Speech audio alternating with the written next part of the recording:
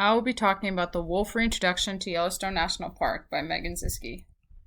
The who and why. Gray wolf, Canis lupus, reintroduction to Yellowstone National Park. And Yellowstone National Park is located in 3 different states, Idaho, Montana, and Wyoming. And we'll be focusing on Wyoming, but mainly it takes place in the northwest corner of Wyoming. It totals about 3,500 square miles. If you look to the left, you'll see a satellite photo from NASA. Again, another photo, just a bigger blow up from NASA. Historical background. 11,000 years ago, the Tuco-Dica tribe lived on the land year-round. In the early 1800s, Europeans-Americans started to explore the area. In 1830s, a trapper mountain man politician, Osborne Russell, very well known, started to explore the area. But in 1870 was the first organized exploration of the land. In 1872, Yellowstone National Park was established. In 1883, first railroad was built. Between the years of 1886 and 1980, the U.S. Army managed the park. In 1915, vehicles were allowed into the park, and 1929 was the first boundary adjustment. The Tuco-Dica tribe, if you look to the left, is a photo of one of the mountains I used to use. They're known for being skilled hunters and preferred bighorn sheep, as well as being artisans. They crafted horn bows, obsidian tools and arrows, steatite, bowls, fish traps, sheepskins, clothing, and stone timber game. They stayed in the park until late 19th century, until they were forcibly removed and put into different tribes and reservations.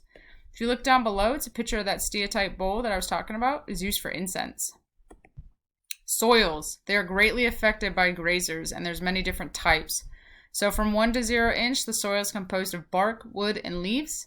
From 1 to 6 inches, it's stony medial loam, dry, moderate fine granular structure, and it is acidic, sitting at 5.0.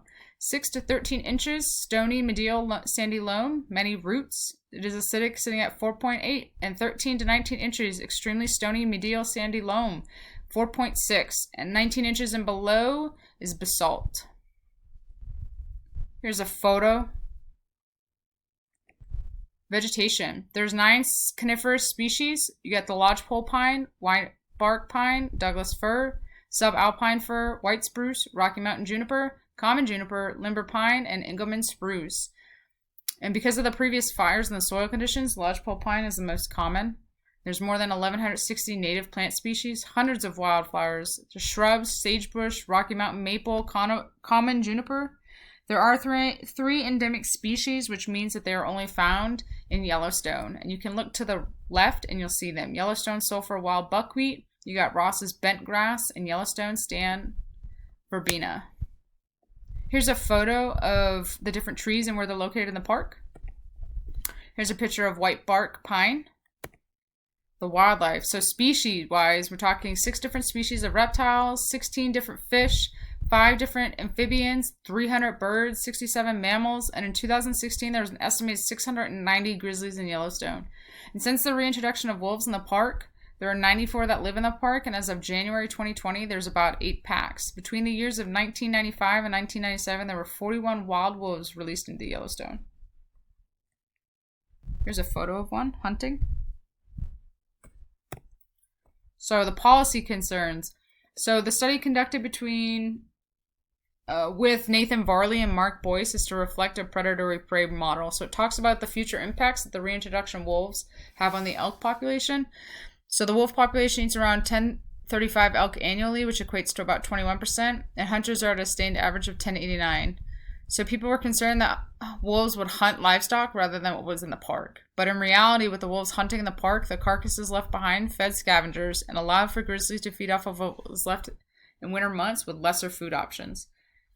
Truth be told, there were many lawsuits against the reintroduction of the species in Yellowstone.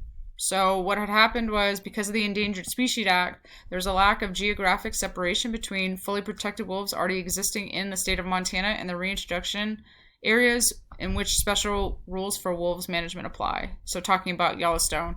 So the judge ordered the removal of them and their offspring and specifically said not to kill them. But the decision was appealed by the Justice Department in January 2000 and reversed.